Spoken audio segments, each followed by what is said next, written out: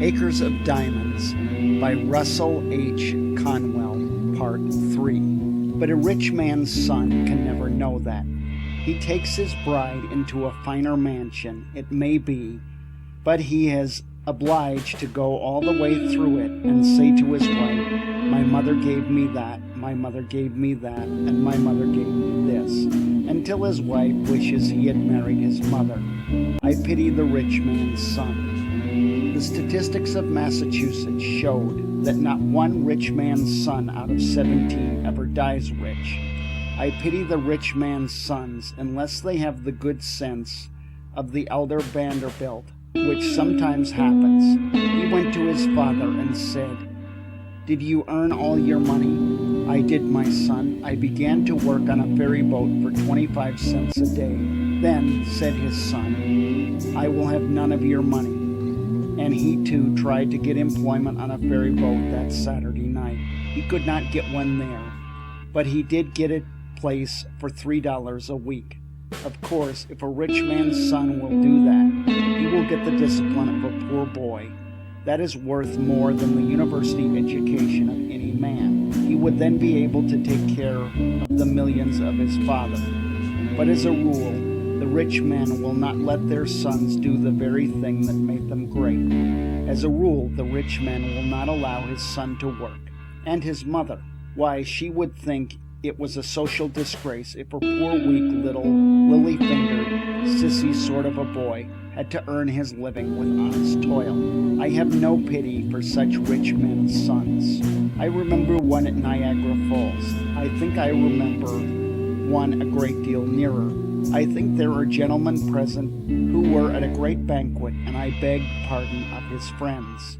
At a banquet here in Philadelphia, there sat beside me a kind-hearted young man, and he said, "Mr. Conwell, you have been sick for 2 or 3 years. When you go out, take my limousine, and it will take you up to your house on Broad Street." I thanked him very much, and perhaps I ought not mention the incident in this way, but I follow the facts. I got on the seat with the driver of the limousine outside, and when we were going up, I asked the driver, "How much did this limousine cost?" $6,800, and he had to pay the duty on it. "Well," I said, "does the owner of this machine ever drive it himself?" At that, the chauffeur laughed so heartily that he lost control of his machine. He was so surprised at the question that he ran up on the sidewalk and around the corner lamppost out onto the street again. And when he got out onto the street, he laughed till the whole machine trembled. He said, "He drive this machine? Oh, he would be lucky if he knew enough to get out when we get there." I must tell you about a rich man's son at Niagara Falls. I came in from the lecture to the hotel, and as I approached the desk, there stood a millionaire's son from New York. He was an indiscernible specimen of anthropologic potency. He had a skull cap on one side of his head with a gold tassel in the top of it, and a gold-headed cane under his arm with more in it than in his head. It was a very difficult thing to describe that man. He wore an eyeglass that he could not see through, patent leather boots that he could not walk in, and pants that he could not sit down in, dressed like a grasshopper. This human cricket came up to the clerk's desk just as I entered, adjusted his unseeing eyeglass, and spake in this wise to the clerk. You see, he thought it was Hinglish, you know, to lisp. "There, will I have your kindness to supply me thumb paper and thumb envelope?" The clerk measured that man quick and pulled out the envelopes and paper out of a drawer, threw them across the counter toward the young man, and then turned away to his book. You should have seen that young man when those envelopes came across the counter.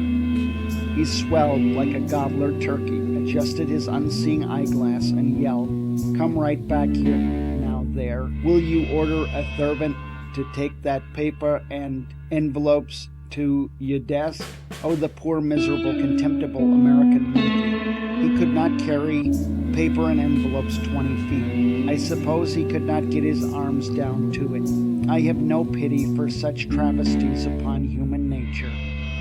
If you have not capital, young man, I am glad of it. What you need is common sense, not copper cents. The best thing I can do is to illustrate by actual facts well known to all of you. A.T. Stewart, a poor boy in New York, had $1.50 to begin life on.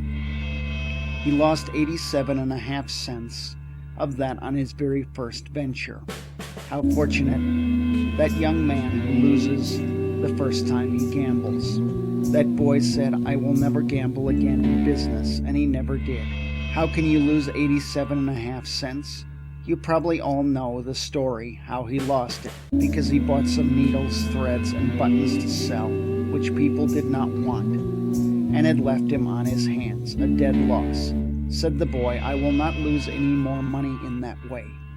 Then he went around first to the doors and asked the people what they did want. Then, when he had found what they wanted, he invested his 62.5 cents to supply a known demand. Study it wherever you choose, in business, in your profession, in your housekeeping, whatever your life. That one thing is the secret of success. You must first know the demand. You must first know what people need, and then invest yourself where it is most needed. A.T. Stewart went on that principle until he was worth what amounted afterward to $40 million, owning the very store in which Mr. Wanamaker carries on his great work in New York.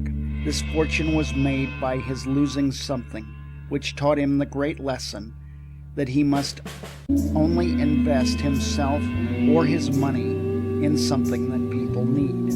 When will you salesmen learn that? When will you manufacturers learn that you must know the changing needs of humanity if you would succeed in life? Apply yourselves, all you Christian people, as manufacturers or merchants or workmen to supply that human need. That is a great principle, as broad as humanity and as deep as the Scripture itself. The best illustration I have ever heard was of John Jacob Astor. You know that he made his money of the Astor family, and when he lived in New York, he came across the sea in debt for his fare. But that poor boy, with nothing in his pocket, made the fortune of the Astor family on one principle.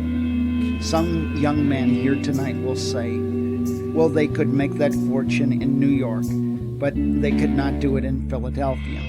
My friends, did you ever read that wonderful book of Rius? His memory is sweet to us because of his recent death, wherein is given his statistical account of the records taken in 1889 of 107 millionaires of New York. If you read the account, you will see that out of 107 millionaires, only 7 made their money in New York. Out of the 107 millionaires worth $10 million in real estate, then 67 of them made their money in towns of less than 3,500 inhabitants. The richest man in this country today, if you read the real estate values, has never moved away from the town of 3,500 inhabitants. It makes not so much difference where you are as who you are.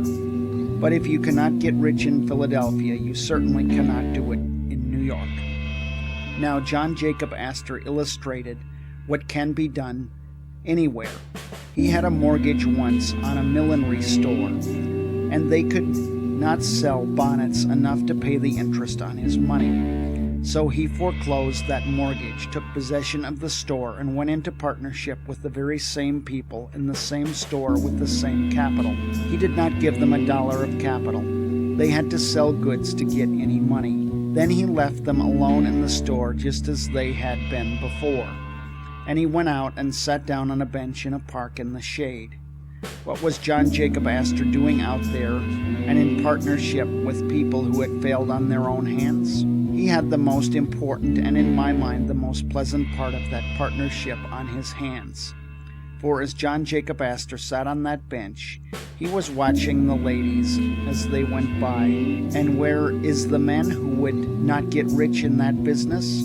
As he sat on the bench, if a lady passed him with her shoulders back and head up and looked straight to the front, as if she did not care if all the world did not gaze on her. Then he studied her bonnet, and by the time she was out of sight, he knew the shape of the frame, the color of the trimmings, the cracklings of the feather.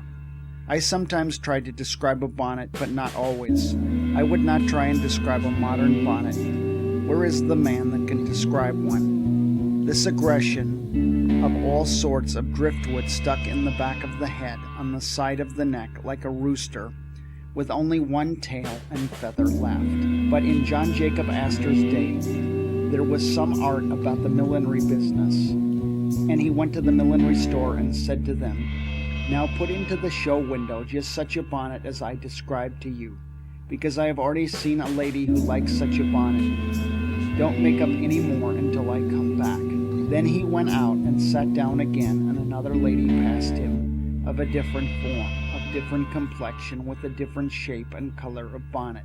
"Now," said he, "put such a bonnet as that in the show window."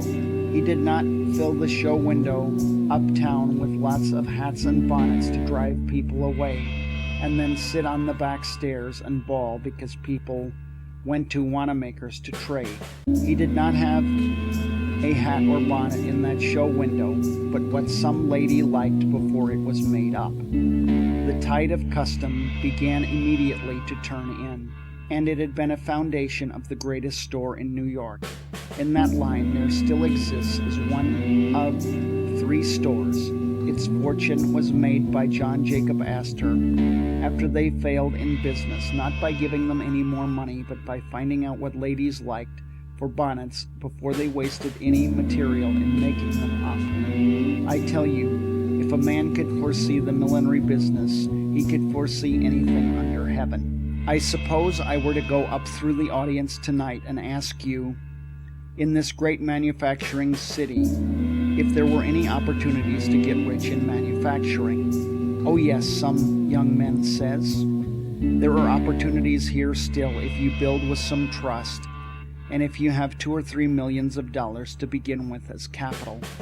Young men, the history of the breaking up of trusts by that attack upon big business is only illustrating what is now the opportunity of the smaller man.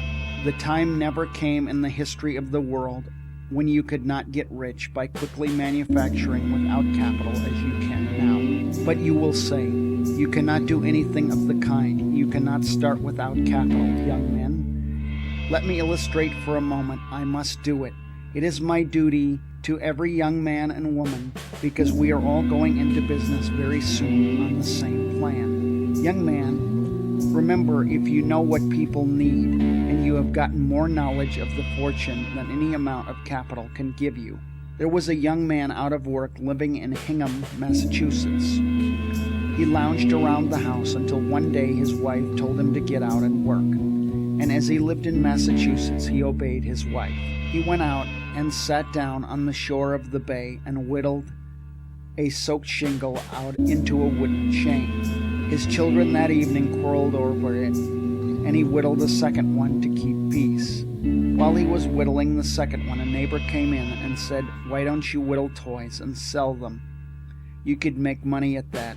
"Oh," he said, "I would not know what to make." "Why don't you ask your own children right here in your own house what to make?" "What is the use of trying that?" said the carpenter. "My children are different from other people's children. I used to see people like that when I taught school." But he acted upon the hint, and the next morning when Mary came down the stairway, he asked, "What do you want for a toy?" She began to tell him she would like a doll's bed, a doll's washstead, a doll's carriage, a little doll's umbrella, and went on with a list of things that it would take a lifetime to supply. So consulting his own children in his own house, he took the firewood, for he had no money to buy lumber, and whittled those strong, unpainted Hingham toys that were for so many years known all over the world. That man began to make those toys for his own children, and then made copies and sold them through the boot and shoe store next door. He began to make a little money, and then a little more, and Mr. Lawson and his frenzied finance says that a man can be the richest man in old Massachusetts, and I think it is the truth. And that man is worth $100 million today. He has been only 34 years making it on that one principle, that one must judge what his own children like and other people's children would like in their homes too. To judge the human heart by one's self, by one's wife or one's children, it is the royal road to success in manufacturing. Oh, but you say, he didn't have any capital? Yes, a penknife, but I don't know what he had paid for it. I spoke thus to an audience in New Britain, Connecticut, and the lady 4 seats back went home and tried to take off her collar, and the collar button stuck in the buttonhole. She threw it out and said, I'm going to get up something better than that to put on collars. Her husband said, but after what Conwell said tonight, you see, there is a need for an improved collar fastener that is easier to handle. There is a human need. There is a great fortune. Now then, get up a collar button and get rich. He made fun of her, and consequently made fun of me, and that is one of the saddest things which ever comes over me like a deep cloud of midnight sometimes. Although I have worked so hard for more than half a century, yet how little I have ever really done, notwithstanding the greatness and the handsomeness of your compliment tonight. I do not believe there is 1 in 10 of you that is going to make $1 million because you are here tonight. But that is not my fault, it is yours. I say that sincerely. What is the use of my talking if people never do it when I advise them to do? When her husband ridiculed her, she made up her mind that she would make a better collar button.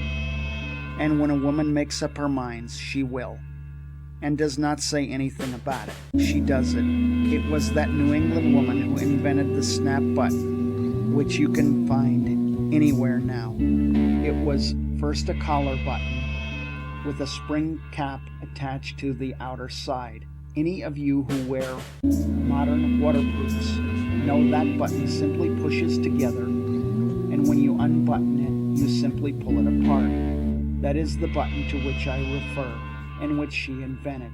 She afterward invented several other buttons, and then invested in more, and then she was taken into partnership with great factories. Now that woman goes over the sea every summer in a private steamship. Yes, and takes her husband with her. If her husband were to die, she would have enough money left now to buy a foreign duke, or count, or some other such title that is at the latest quotations. Now, what sort of lesson in that incident? It is this. I told her then, though I did not know her, what I now say to you. Your wealth is so near you, you are looking right over it. And she had to look over it because it was right under her chin. I have read in the newspaper that a woman never invented anything. Well, that newspaper ought to begin again. Of course, I do not refer to gossip, I refer to machines. And if I might better include the men, that newspaper could never appear if a woman had not invented something. Friends, think, ye women, think, you cannot make a fortune because you are in some laundry or running a sewing machine. It may be, or walking before some loom. And yet you can be a millionaire if you just follow this almost infallible direction. When you say a woman doesn't invent anything, I ask, who invented the jacquard loom that wove every stitch you wear? Mrs. Jacquard. The printer's roller, the printing press were invented by farmers' wives. Who invented the cotton gin of the South that enriched our country so amazingly? Mrs. General Greene invented the cotton gin and showed the idea to Mr. Whitney, and he, like a man, seized it. Who was it that invented the sewing machine? If I would go to school tomorrow and ask your children, they would say, Elias Howe. He was in the Civil War with me, and often in my tent I often heard him say that he worked 14 years to get up that sewing machine, but his wife made up her mind that one day they would starve to death if there wasn't something or other invented pretty soon. So in 2 hours she invented the sewing machine. Of course, he took out the patent in his name, Men always do that. Who was it who invented the mower and the reaper? According to Mr. McCormick's confidential communications so recently published, it was a West Virginia woman who, after his father and he had failed altogether in making a reaper and gave it up, took a lot of shears and nailed them together on the edge of a board, with one shaft of each pair loose, and then wired them so when she pulled the wire one way it closed down, and when she pulled the wire the other way it opened. Then and there she had the principle of the mowing machine. If you look at the mowing machine, you will see that it is nothing but a lot of shears. If a woman can invent a mowing machine, if a woman can invent a jacquard loom, if a woman can invent a cotton gin, if a woman can invent a trolley switch, as she did and made the trolleys possible, if a woman can invent, as Mr. Carnegie said, the great iron squeezers that laid the foundation of all the steel millions in the United States, we men can invent anything under the stars. I say that for the encouragement of men, who are the great inventors of the world. Again, this lesson comes before us. The great inventor sits next to you, or you are the person yourself. Oh, but you will say, I have never invented anything in my life. Neither did the great inventors, until they discovered one great secret. Do you think it is a man with a head like a bushel measure, or a man like a stroke of lightning? It is neither. A really great man is a plain, straightforward, everyday, common-sense man. You would not dream that he was a great inventor if you did not see something that he had actually done. His neighbors do not regard him as so great. You never see anything great over your back fence. You say, there is no greatness among your neighbors. It is all away off somewhere else. Their greatness is so ever simple, so plain, so earnest, so practical, that the neighbors and friends would never recognize it. End of part 3.